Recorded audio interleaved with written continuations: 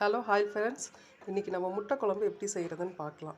First வெங்காயம், தக்காளி, இஞ்சி, பூண்டு இதெல்லாம் நல்லா வதக்கி ரெடி பண்ணி வச்சுக்கோங்க.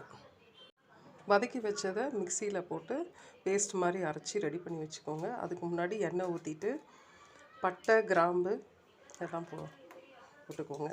பட்டை, கிராம்பு, சோம்பு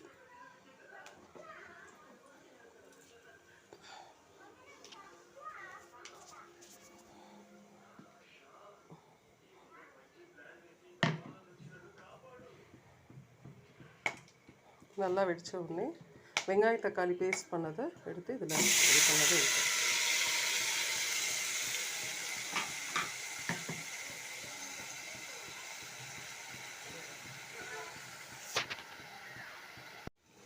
வெங்காய தக்காளி நல்லா வதங்கிடுச்சு. வதங்கின உடனே 2 பச்சை மிளகாய், கருவேப்பிலை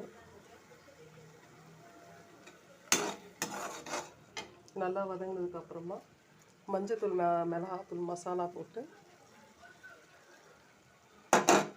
நல்லா கொதிக்க விடணும். ஒரு டம்ளர் தண்ணி ஊற்றிட்டு நல்லா கொதிக்க விடணும். குழம்பு நல்லா கொதிச்சிருச்சு. இப்போ நீங்கள் கொதிச்சதுக்கப்புறமா முட்டையை உடச்சி ஊற்றிட்டு 5 நிமிஷம் நீங்கள் சிம்லேயே வச்சுருங்க. அப்போ தான் முட்டை நல்லா வேகும். வெந்ததுக்கப்புறமா கொத்தமல்லி தழை போட்டு குழம்பை இறக்கிடுங்க. அவ்வளோதான்.